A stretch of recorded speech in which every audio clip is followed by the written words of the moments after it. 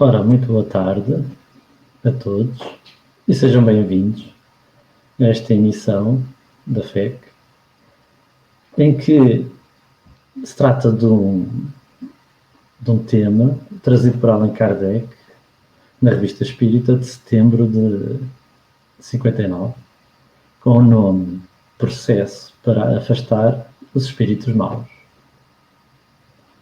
Os espíritos enganadores, não é? Eles intrometem-se sempre nas comunicações, nas escritas e faladas. São uma das maiores dificuldades do espiritismo. Eles não têm nenhum escrúpulo em tomar nomes respeitáveis. A questão é, haverá meios de os afastar?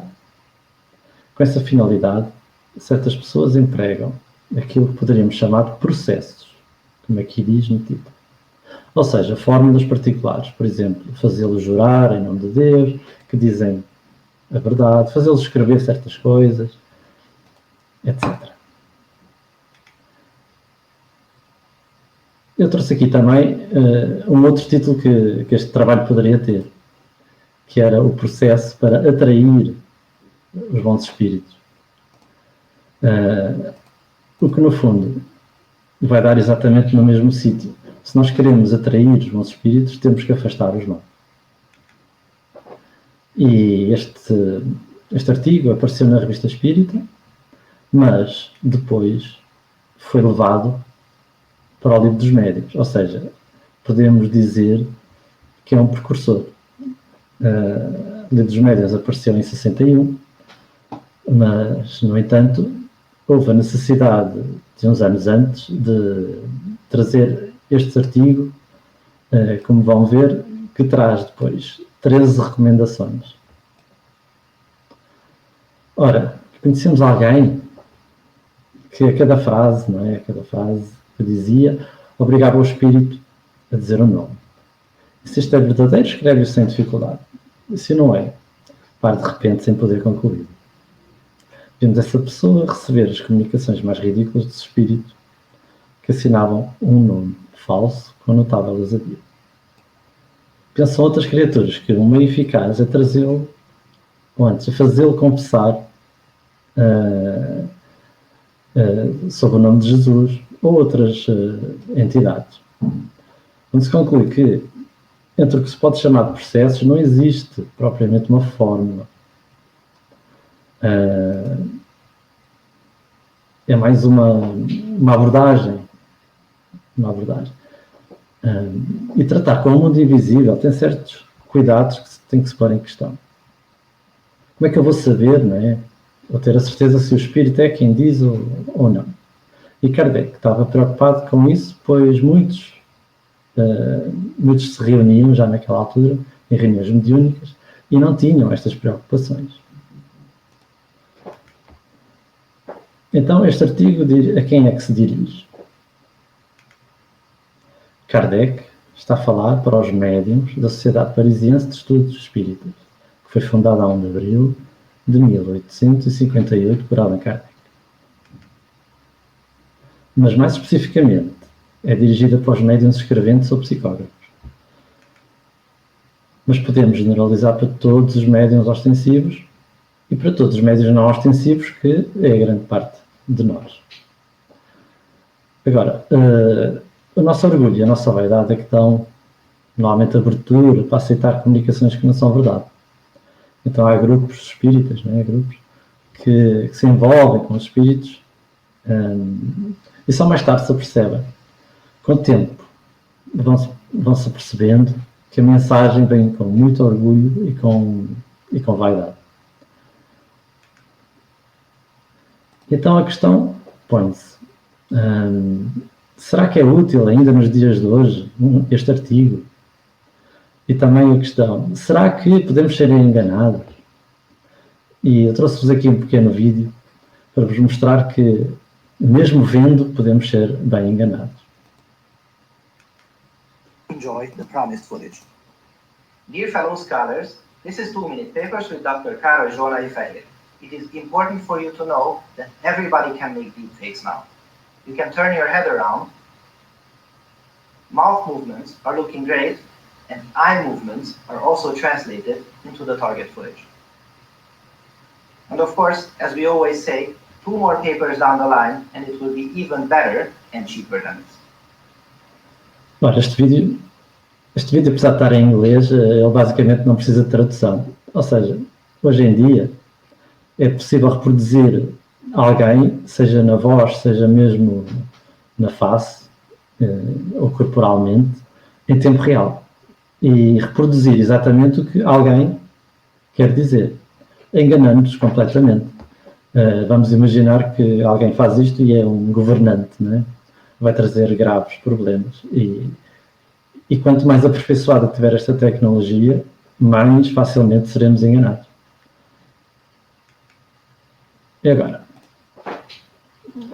no Livro dos Espíritos, temos esta pergunta, que é a pergunta 459. Os espíritos influem sobre nossos pensamentos e as nossas ações? E a resposta que eles nos trazem é, nesse sentido, a sua influência é maior do que supomos, porque muito frequentemente são eles que vos dirigem.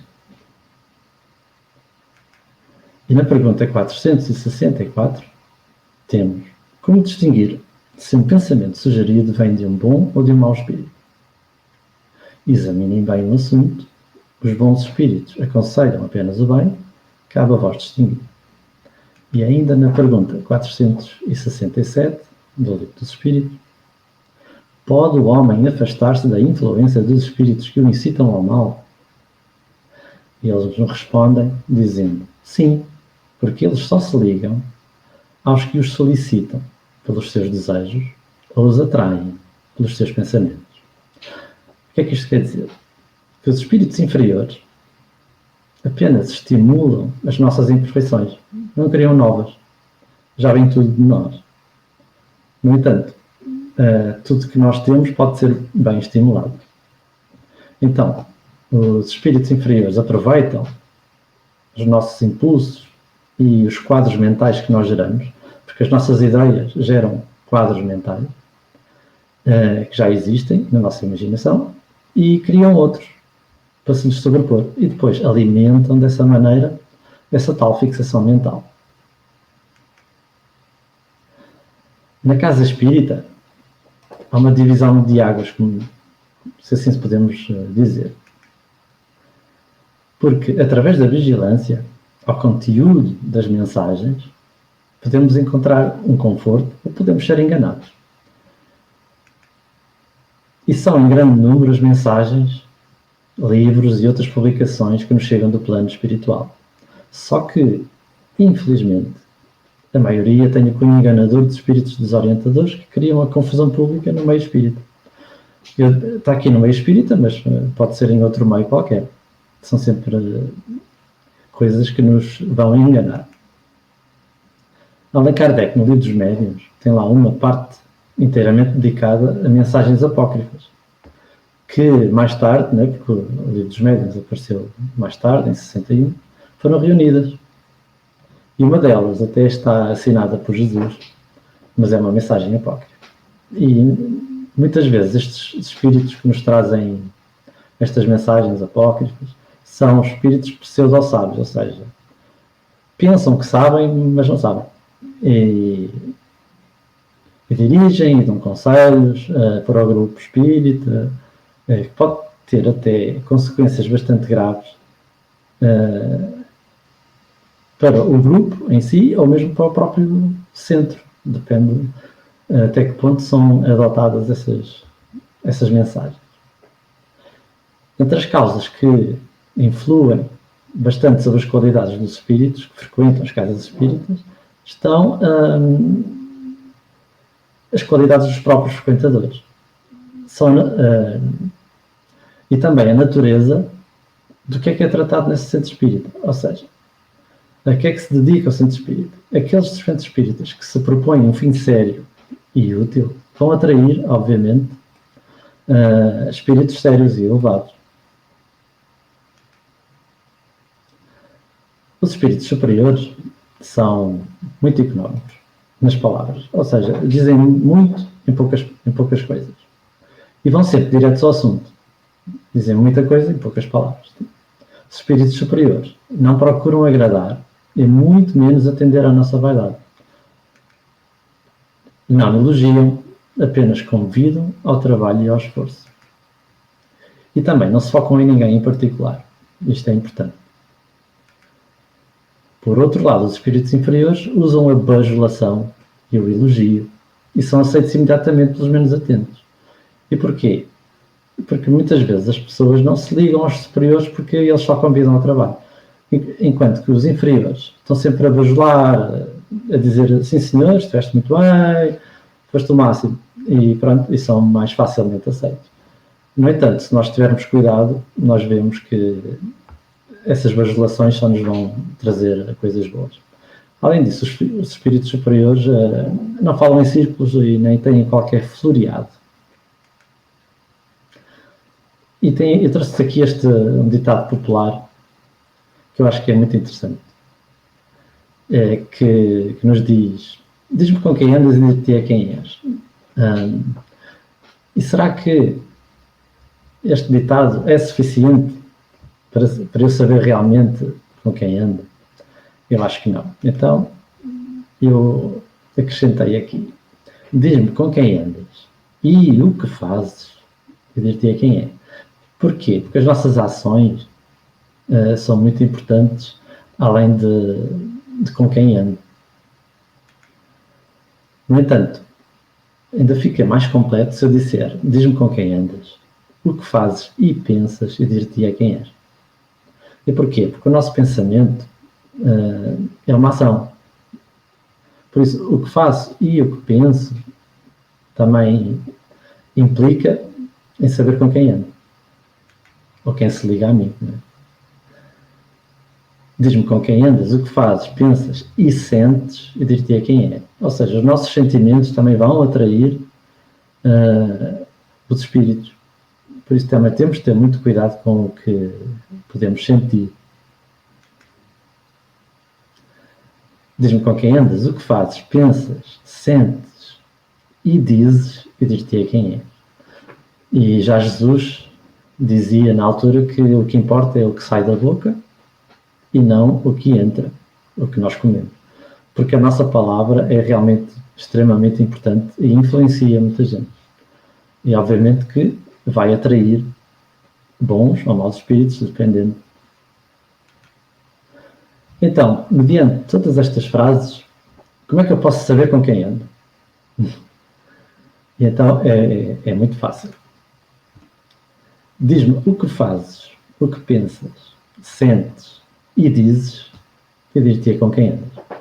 Porque o que atrai os espíritos não é só os nossos pensamentos, mas também os nossos sentimentos, o que dizemos. E a vaidade, não é? A vaidade de querermos comunicar com espíritos famosos, por exemplo, vai atrair espíritos sem escrúpulos, que assinam com um nome qualquer. Então, porquê é que porque os bons espíritos comparecem nas nossas residências ou em outro local? Eu dou aqui várias opções ou hipóteses que nos dizem o porquê. Para nos alertar, para nos retirar de um caminho perigoso, para nos proteger, não é? Os bons espíritos podem se deslocar até à nossa casa para nos proteger de um perigo qualquer. Mas também podemos perguntar porquê é que os espíritos inferiores comparecem? E porquê é que será? Pode ser para nos pedir alguma coisa.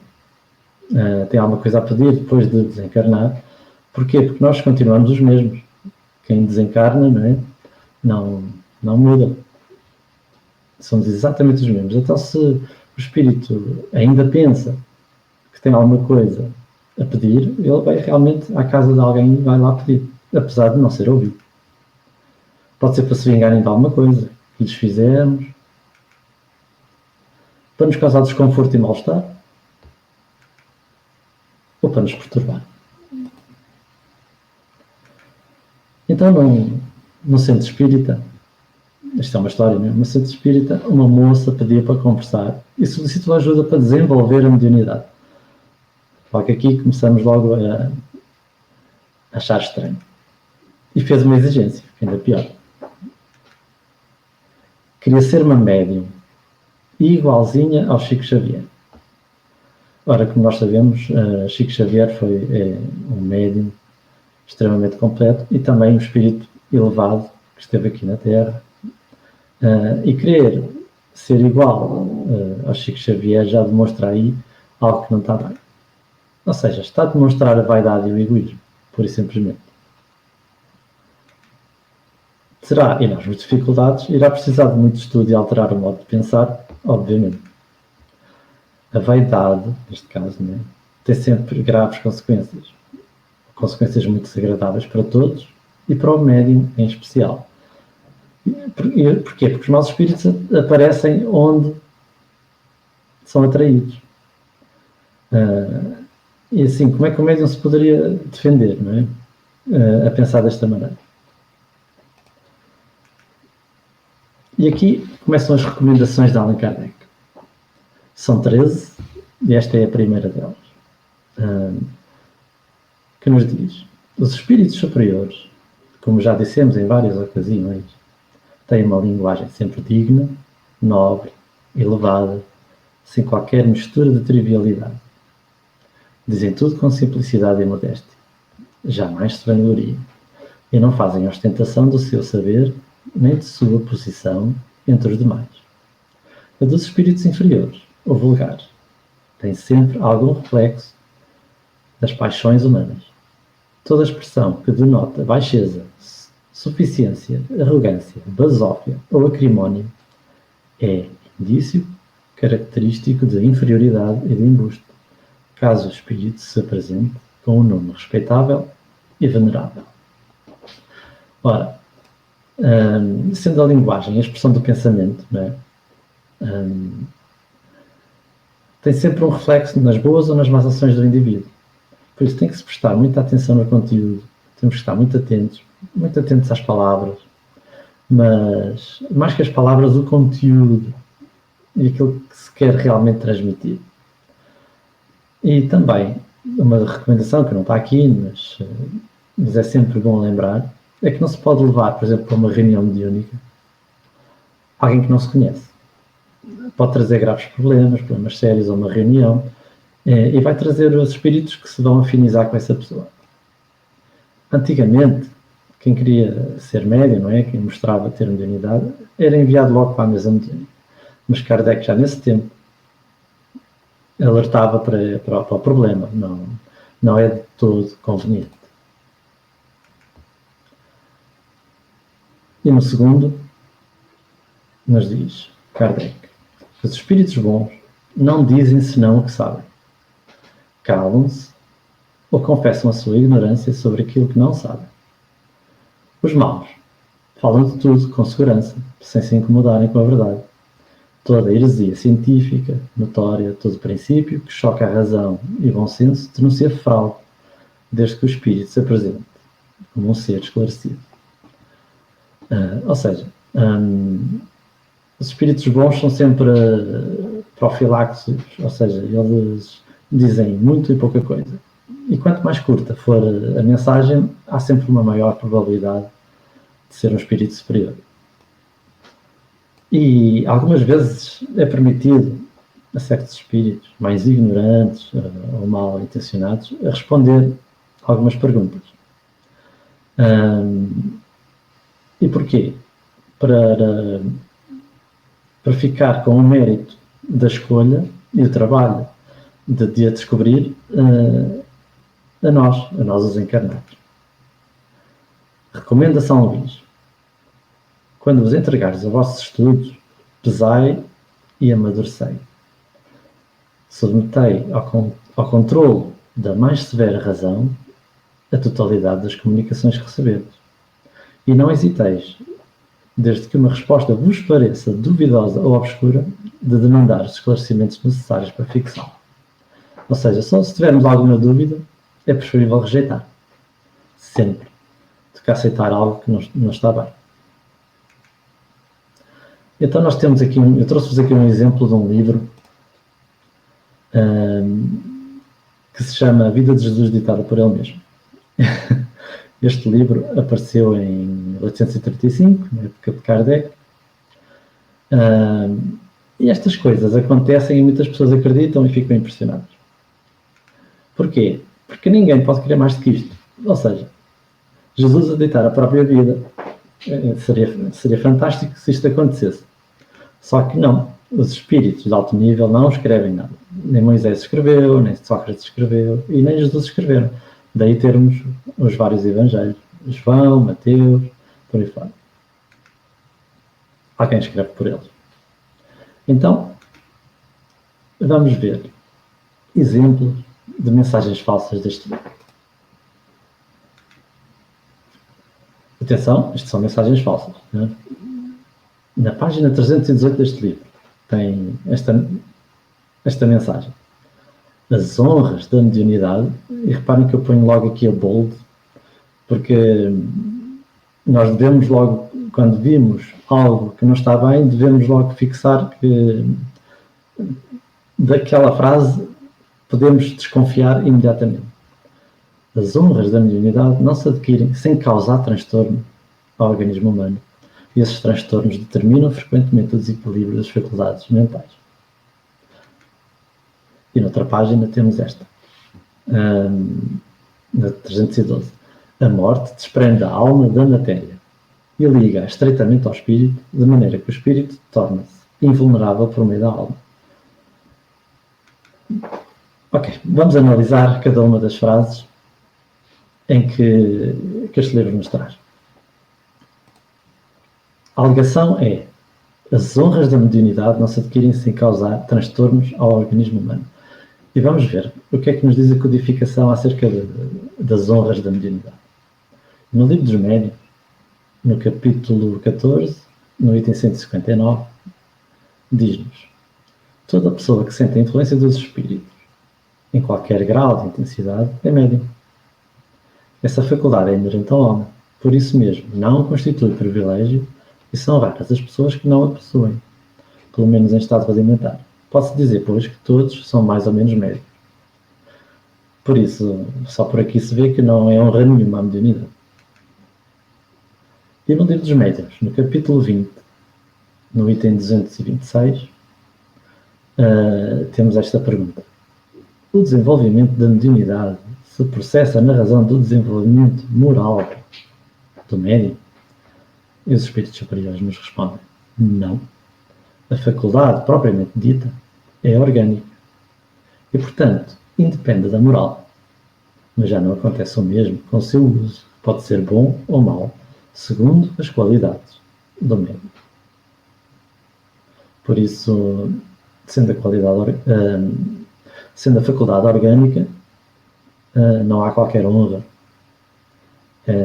na mediunidade propriamente dita. E depois no livro dos Médiuns, no capítulo 23, no item 254, temos aqui respostas, é uma parte de perguntas e respostas, e a sétima pergunta que foi respondida pelos espíritos superiores é esta: o que se deve pensar dos que, vendo algum perigo no espiritismo, julgam que o meio de evitá-lo seria proibir as comunicações espíritas?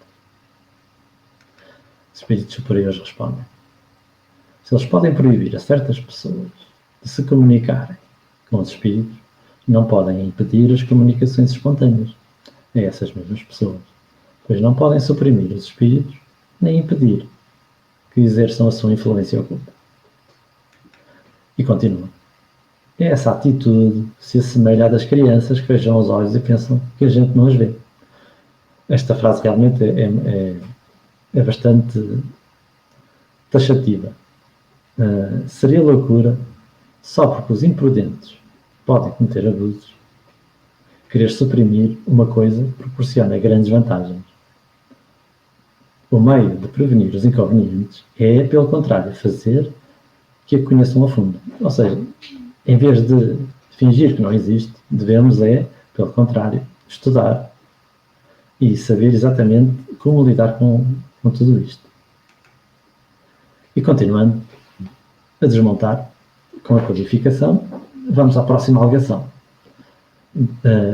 A alegação daquela frase dizia: determinam frequentemente o desequilíbrio das faculdades mentais.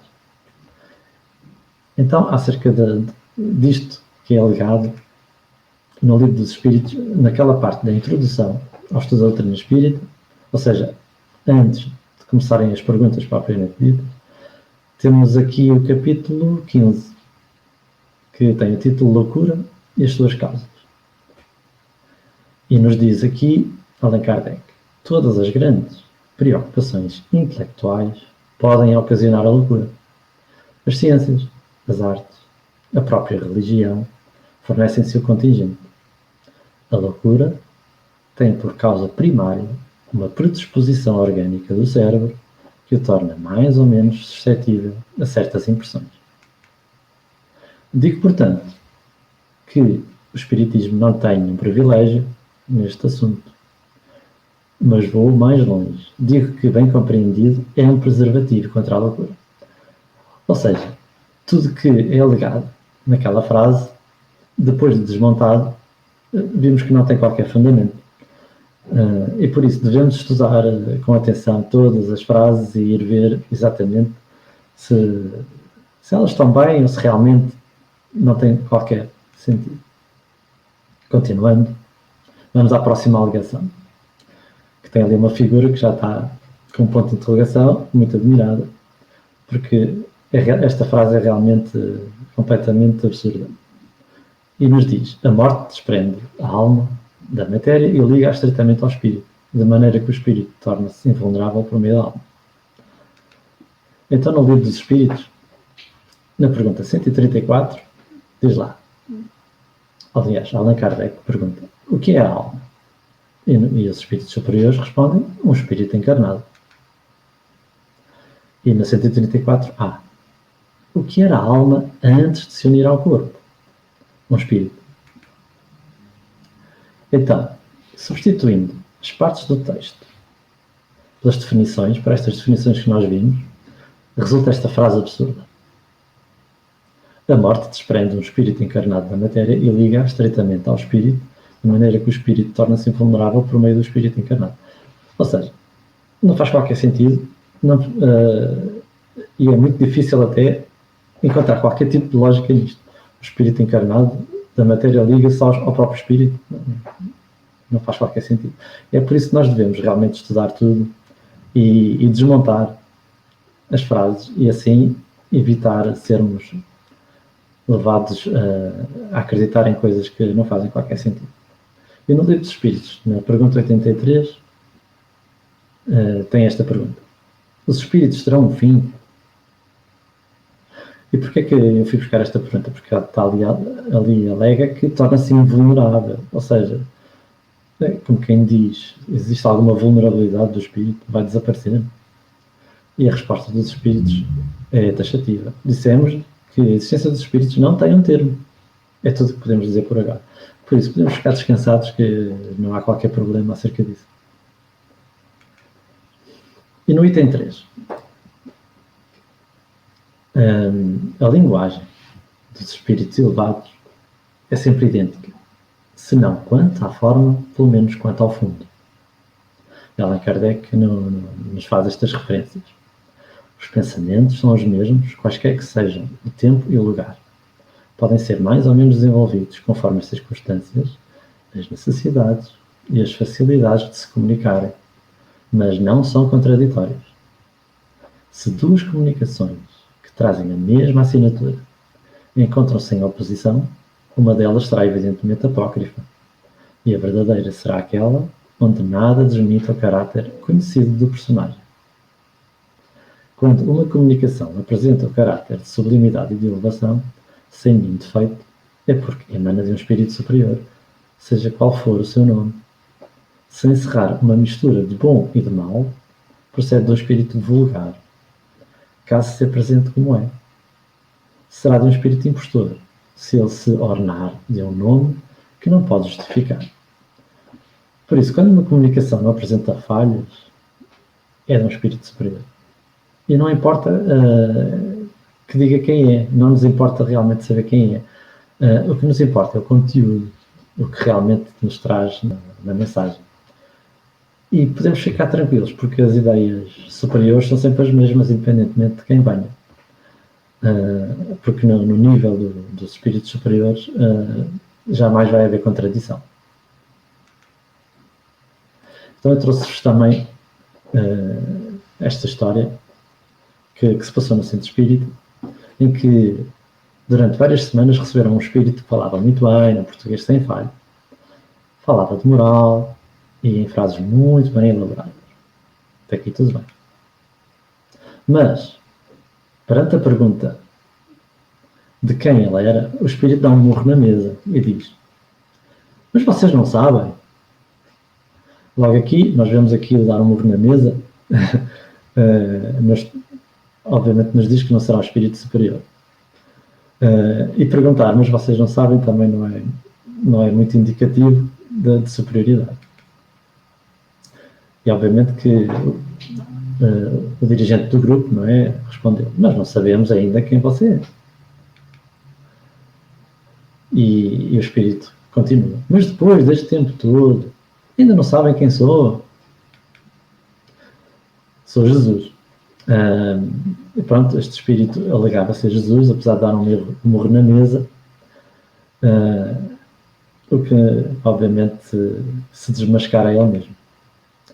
Em resposta, foi dito a esse espírito: ainda bem que você diz que é Jesus, pois na semana passada tivemos um espírito que dizia que era Deus. Desmascarado, nunca mais compareceu, obviamente. E diante de comunicações duvidosas, Allan Kardec recomenda sempre desmascarar o espírito. Por isso, perante qualquer coisa que nós possamos ver fora de normal ou que não tenha a superioridade, devemos desmascarar. No item 4 das recomendações de Kardec, são 13, não é? Allan Kardec nos diz: os espíritos bons jamais dão ordens, não impõem, aconselham e, se não são ouvidos, retiram-se. Os maus são imperiosos, ordenam e querem ser obedecidos. Todo espírito que impõe trai a sua origem, como é óbvio. Então, não se deve fazer certo tipo de perguntas, por exemplo, perguntar a um espírito a fórmula do Covid não é muito boa ideia, porque o espírito superior jamais vai responder. Perguntar sobre ciência, etc. O bom espírito dirá apenas que cabe ao homem descobrir. Podem inspirar os cientistas, mas isso é diferente.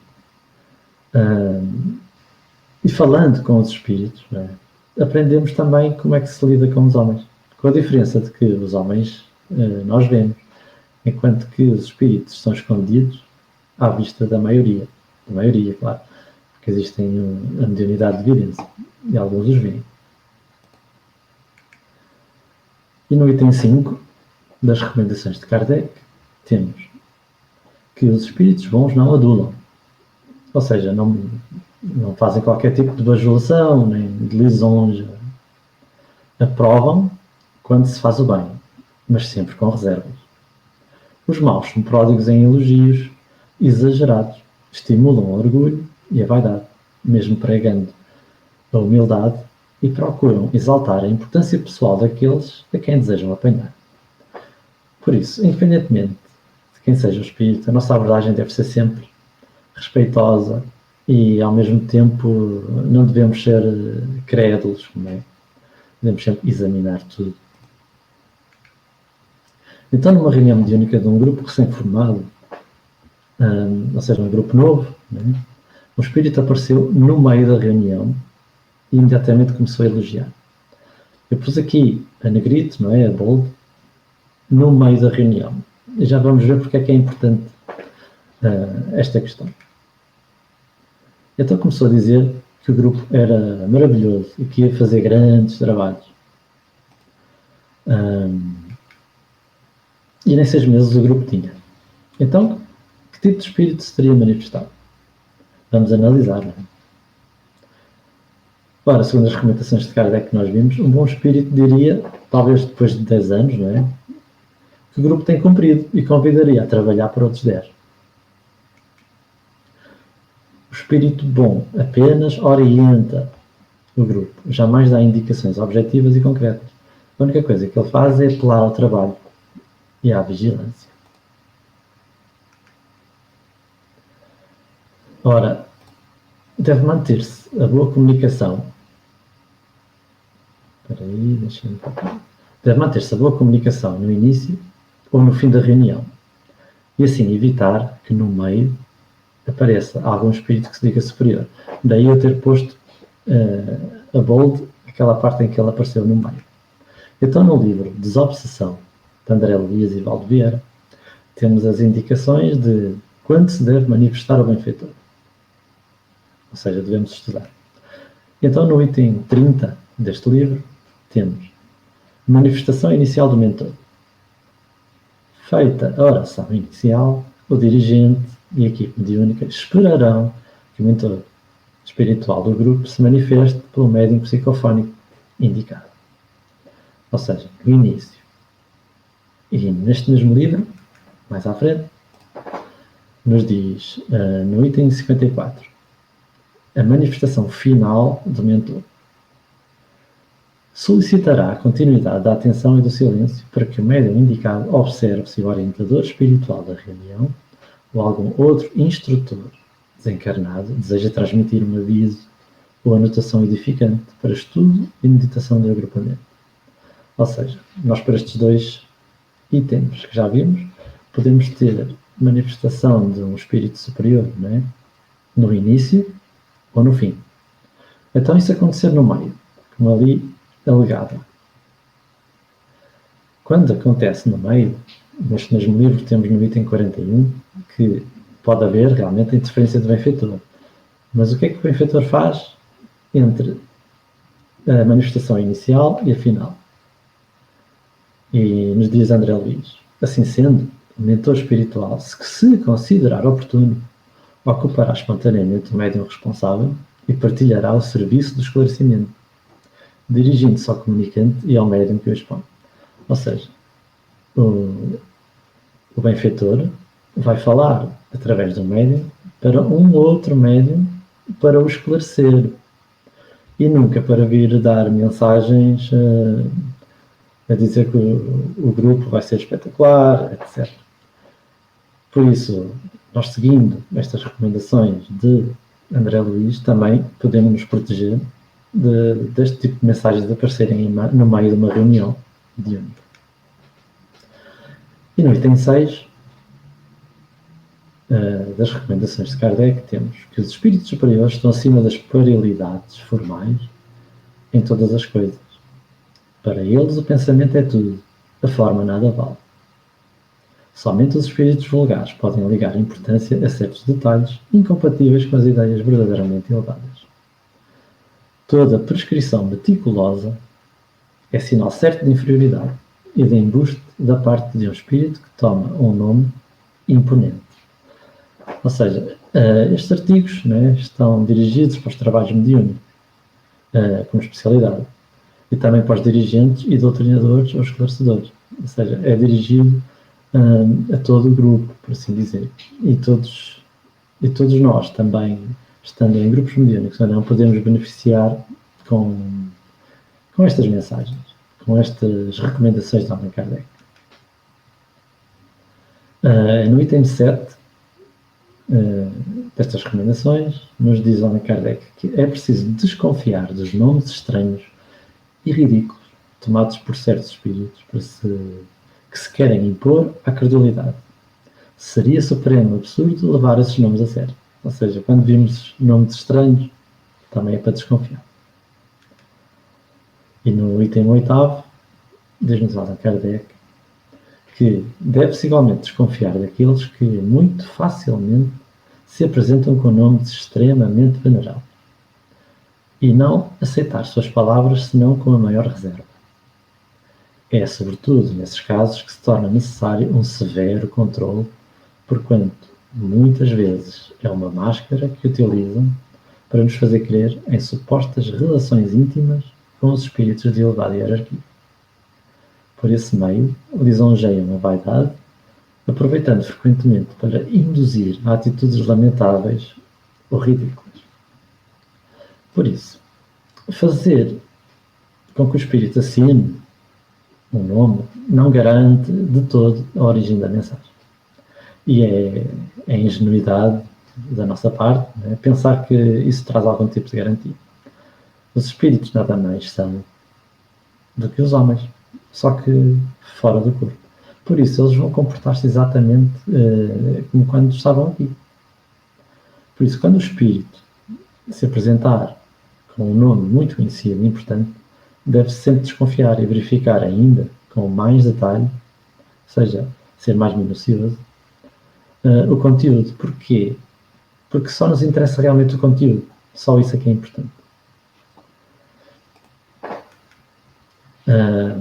Eu trouxe aqui esta mensagem que veio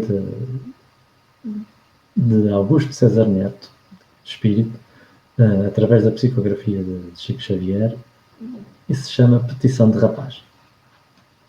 Então, Chico Xavier recebeu esta mensagem, mas, no entanto, nós até poderíamos pensar que é uma mensagem falsa, só que não é.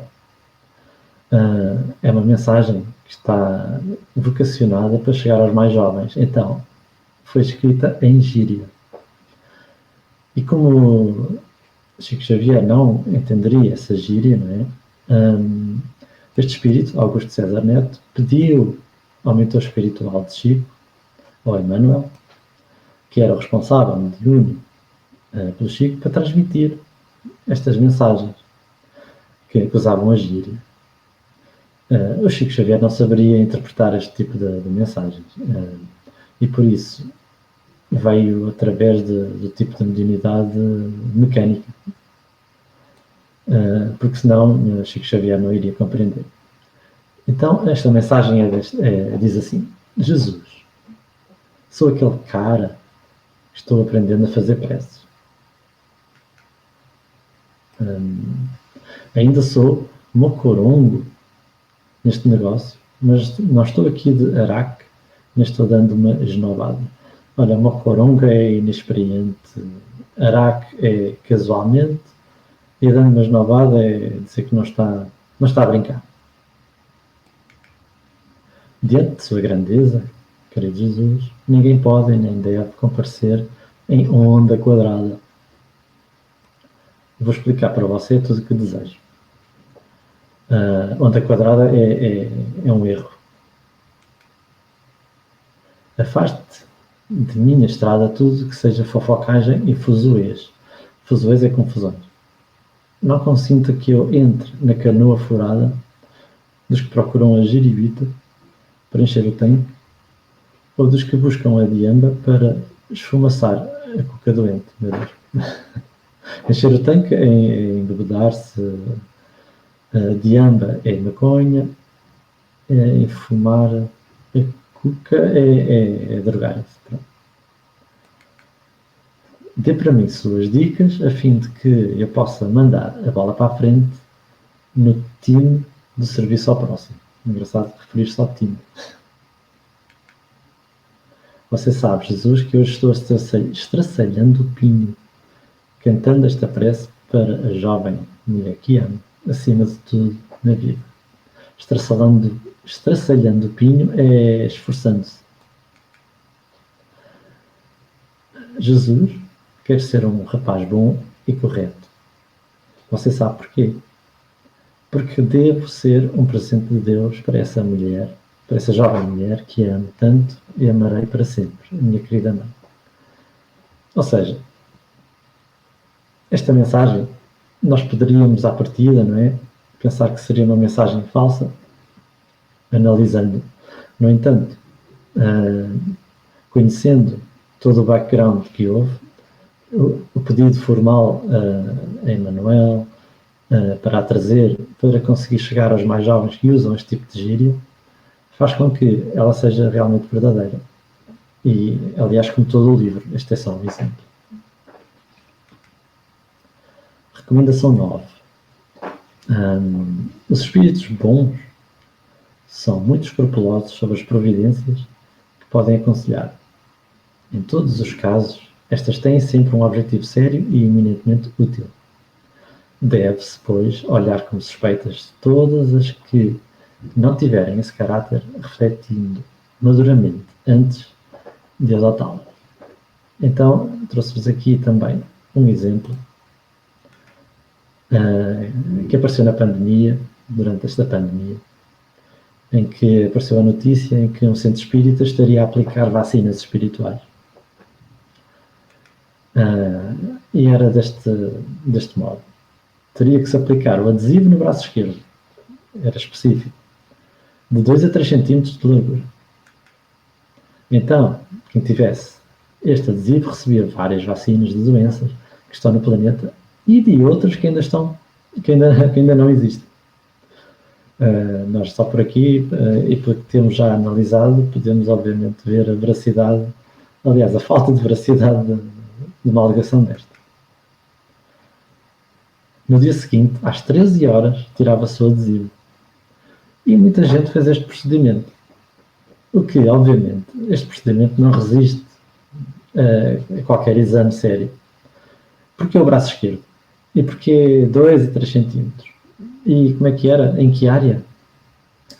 Além disso, também alega que é para doenças que ainda não existem. Obviamente que podemos dizer que não há ponta por onde se lhe pega. Na recomendação 10 de Allan Kardec, nós temos que os espíritos bons só prescrevem o bem. Toda máxima, todo conselho que não estiver estritamente conforme a pura caridade evangélica não pode ser obra de espíritos bons.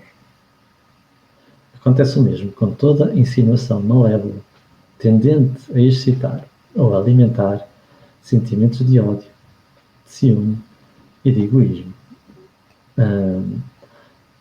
Ou seja, os espíritos superiores respeitam o livre-arbítrio das pessoas.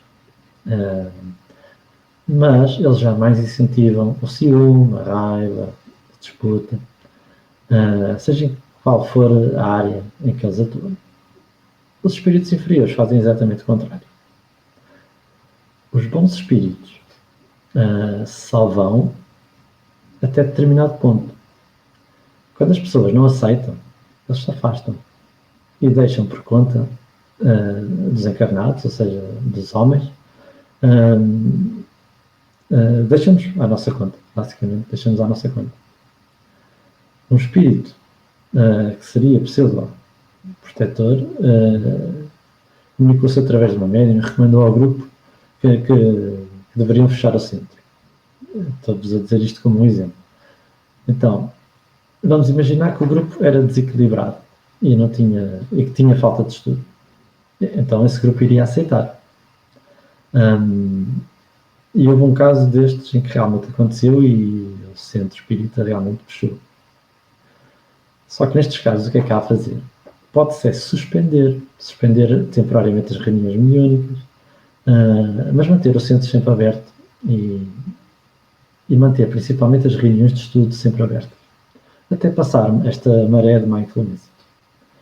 E para evitar cair-se neste tipo de erros, todos os membros de um grupo devem se dedicar ao estudo das obras de Allan Kardec e principalmente do Livro dos Médiuns. E também pode ser necessário fazer reuniões de desobsessão, mas vocacionadas para os trabalhadores. Será aconselhável. Então. As influências são feitas gradualmente e de tal maneira que as pessoas vão acreditando no espírito enganador. E quando descobertos, normalmente retiram-se, não é? Só que normalmente o que pode acontecer é que o médium, por quem vem estas coisas, pode achar-se responsável. E depois também nunca mais aparece na reunião. E porquê? Porque é a vaidade. A vaidade principalmente, e o ciúme, o egoísmo e o personalismo levam o médium ou qualquer trabalhador à desgraça. Não é? A vaidade é sempre a principal arma da obsessão pela fascinação. Então, no centro espírita, convidar alguém, uma pessoa nova, para uma reunião, é sempre um risco tremendo. e pode acabar com a casa, não é? Como nós já vimos. E muitas pessoas até acusam o centro espírita de elitista por só deixar entrar em certos trabalhos pessoas que já frequentam há muito tempo e se dedicam ao estudo. Só que este é o filtro que todo o centro espírita deveria ter, que é erroneamente dito como elitista. Não é elitismo, é apenas precaução. No item 11 das recomendações de Kardec, nós temos que os espíritos bons jamais aconselham coisas que não sejam perfeitamente racionais. Toda recomendação que se afaste da linha reta, do bom senso ou das leis imutáveis da natureza denuncia um espírito limitado e ainda sob influência dos preconceitos terrestres, consequentemente, pouco digno de confiança. Um bom espírito é sempre tranquilo e fala com simplicidade. Tem em conta o nível intelectual dos membros, de cada membro do grupo. E seja pela psicografia, pela psicofonia, vai-se manifestar sempre tranquilamente. Nunca vai fazer grande alaria. E nem aconselhar coisas irracionais. E no item 12 das recomendações de Allan Kardec, temos que os espíritos maus, ou simplesmente imperfeitos, ainda se traem por sinais materiais com os quais não nos poderíamos enganar. Sua ação sobre o médium, por vezes, é violenta, provocando, na sua escrita, movimentos bruscos e irregulares, uma agitação febril e convulsiva, que contrasta com a calma e a suavidade dos espíritos bons.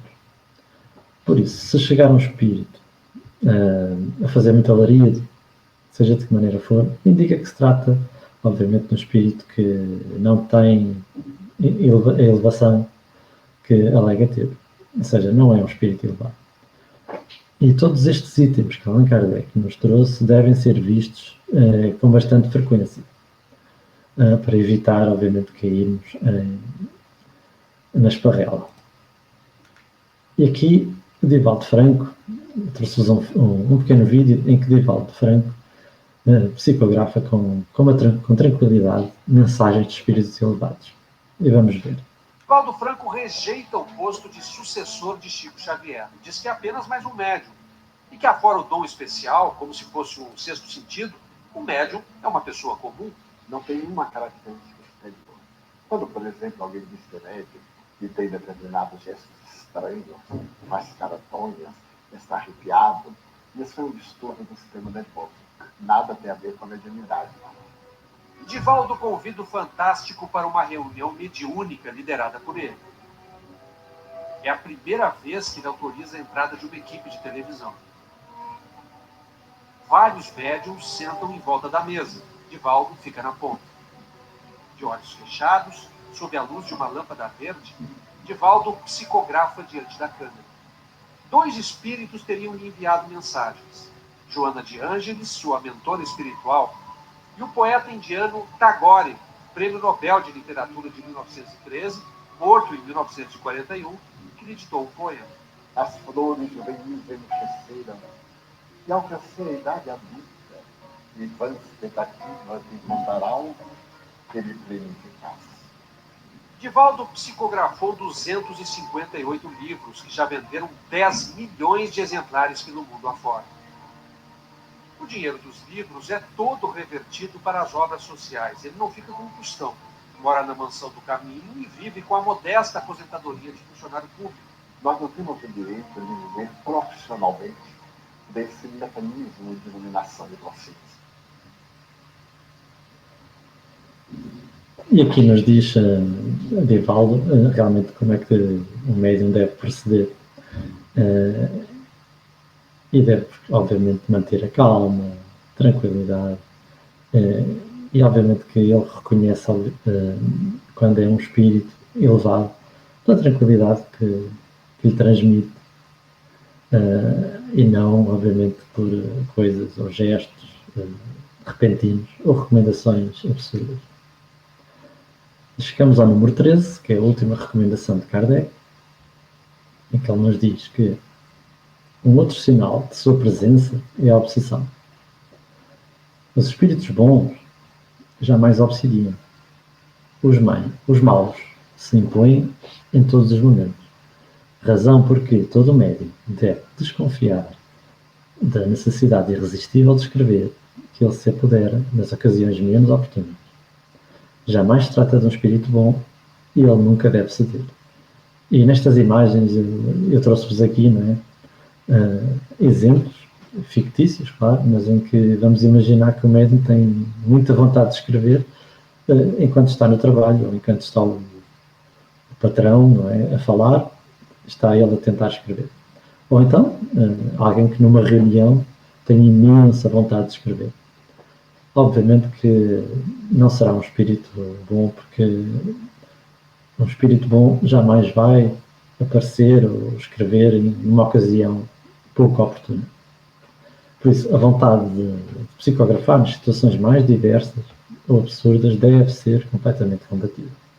Jamais um espírito bom vai querer psicografar de maneira a embaraçar o médium. Porquê? Porque os bons nunca se impõem. Eu trouxe-vos aqui mais um exemplo, neste caso é no Livro dos Médiuns, em que Allan Kardec estava numa apresentação teatral e estava a assistir a um teatro. Assistimos a uma representação teatral com outro médium vidente. Conversando com um espírito espectador, disse-nos ele: estás a ver aquelas duas senhoras sozinhas num camarote de primeira? Pois bem, vamos forçar para tirá-las do salão. Ou seja, este espírito queria provar que conseguiria realmente influenciar aquelas senhoras a sair. E provar que realmente conseguiria. Dito isso, foi colocar-se no camarote das senhoras e começou a falar-lhes. De súbito, as duas, que estavam muito atentas ao espetáculo, se entreolharam, parecendo consultar-se, e a seguir se foram, não voltando mais. O espírito nos fez então um gesto gaiato, significando que cumprirá a palavra. Este pequeno texto está no Livro dos Médiuns, no capítulo 14, Médiuns Videntes, no item 170. E é realmente ver a importância que tem o estudo e estarmos principalmente muito vigilantes, porque este espírito conseguiu realmente influenciar as senhoras que estavam a ver no espetáculo e elas realmente saíram. Não se sabe exatamente o que é que lhes disse, mas também não importa. Importa é que realmente conseguiu. Allan Kardec, como exemplo prático destas 3 recomendações, nos relata este exemplo. Um senhor que eu não conhecia veio ver-me certo dia dizendo que era médium e recebia comunicações de um espírito muito elevado. Mais uma vez, eu estou logo aqui a pôr em evidência frases-chave, porque nós realmente devemos nos focar nas frases-chave e não propriamente deixar-nos levar pelo texto. Recebia comunicações de um espírito muito elevado que eu havia encarregado de vir a mim fazer uma revelação a respeito de uma trama que, segundo ele, era urdida contra mim por parte de inimigos secretos que designou. Ou seja, isto é Allan Kardec a falar. Quereis, acrescentou, que eu escreva em vossa presença? Diz o senhor, não é, que veio ter com Allan Kardec. E Allan Kardec lhe responde: com prazer. Responde: mas de início devo dizer-vos que esses inimigos são menos temerosos do que supondes. Sei que os tenho quem não os tem. E os mais obstinados, em geral, são aqueles a quem mais beneficiamos. Vejamos, no entanto, o conselho que o vosso espírito quer dar-me. Allan Kardec, obviamente, concorda e diz: realmente, ok, vamos ver o que é que esse espírito tem a dizer. E o senhor começa a psicografar, não é? A escrever, e começa logo a dizer: ordenei, aí está a primeira frase, palavra, neste caso, a negrito, ordenei a C, o nome daquele senhor, que é o farol de luz dos espíritos bons, dos quais recebeu a missão de espalhar entre os seus irmãos, que se dirigisse à casa do Sr. Allan Kardec, o qual deverá crer cegamente no que eu lhe disser, porque pertence ao número dos eleitos propostos por Deus para velar a salvação dos homens e porque lhe venho anunciar a verdade. Bem, tem aqui várias coisas a bold, ou seja, frases que nos devem fazer soar o alarme. E Allan Kardec nos diz, é bastante. Isto é Allan Kardec a falar, obviamente. É bastante, disse-lhe eu, não se deu ao trabalho de continuar. Este exórdio é suficiente para mostrar com que espécie de espírito estás tratando. Acrescentarei apenas uma palavra. Para um espírito que pretende ser astucioso, ele é bem desajeitado. Esse senhor pareceu bastante escandalizado do pouco caso que eu fazia de seu espírito, que havia tomado por algum arcanjo, ou pelo menos por algum santo de primeira classe, vindo expressamente para ele. Disse-lhe eu, ou seja, Kardec, esse espírito se trai em cada palavra, em cada uma das palavras que acaba de escrever, e, convenhamos, esconde muito mal o seu jogo. Primeiro ele ordena, quer, portanto, manter-vos sob a sua dependência, o que é característico dos espíritos obsessores. Ele vos chama de farol de luz dos espíritos bons. Linguagem sofrivelmente enfática e incompreensível, muito distante da simplicidade que caracteriza a dos espíritos bons. Por ela lisonjeia o vosso orgulho e vos exalta a importância, o que é suficiente para torná-lo suspeito. E coloca-se sem a menor cerimónia no rol dos eleitos propostos de Deus, jactância indigna de um espírito verdadeiramente superior. E continua. Por fim, diz-me que devo crer cegamente. Isso curou a obra. E Allan Kardec, obviamente, que vendo todas estas coisas, vê logo que a cereja no topo do bolo é dizer-lhe para ele crer cegamente. E continua. É bem o estilo desses espíritos mentirosos que querem que neles acreditemos sob palavra, pois sabem que num exame sério têm tudo a perder. Com um pouco mais de perspicácia, saberia que não me deixo convencer por belas palavras. Nem teria sido tão inábil ao ponto de prescrever-me uma confiança cega. Cá está. As belas palavras não nos devem levar, devemos examiná-las. Então, e prescrever confiança cega, aí nem pensar. Daí concluo que sou joguete de um espírito mistificador que abusa da vossa boa fé. E exorto-vos seriamente a prestar muita atenção a isso, porque se não vos acautelardes, podereis ser vítima de um golpe lamentável de sua parte. Allan Kardec está aqui, obviamente, agora a recomendar ao Senhor para prestar atenção, porque não está a lidar com o espírito superior, bem pelo contrário. E depois ele conclui. Não sei se aquele senhor aproveitou esta advertência, pois não mais o vi nem ao seu espírito. E ele diz-nos, Allan Kardec, que é preciso ser cego para se deixar enganar quanto à sua origem, quando, muitas vezes, uma única palavra equívoca, um só pensamento contraditório, é suficiente para fazer descobrir um embuste, a quem se der ao trabalho de refletir. Ora, aí está. Então devemos sempre suspeitar da suposta superioridade e da má intenção dos espíritos que prescrevem, por exemplo, o isolamento, não é?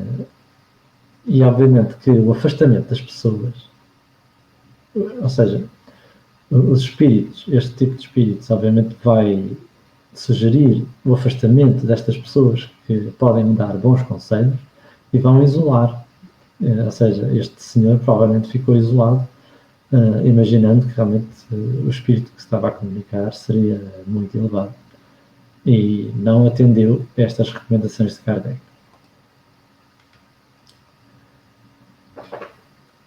Então, eu trouxe-vos esta frase no fim de Victor Hugo, para nós refletirmos. E Victor Hugo, na obra dos Miseráveis, disse-nos: meus amigos, lembrai-vos sempre de que não há ervas daninhas nem homens maus. Há sim maus cultivadores. E Kardec, neste mesmo artigo, também nos recomenda a máxima de Jesus, que é: ajude-te e o céu te ajudará. E diz-nos Kardec que Deus quer assistir-nos, desde que do nosso lado façamos também tudo o que é necessário. Chegamos ao fim desta apresentação. Espero que tenha sido útil e que tenhamos sempre em atenção todas estas recomendações e que possamos vê-las frequentemente para não sermos enganados, ou antes, para sermos menos enganados.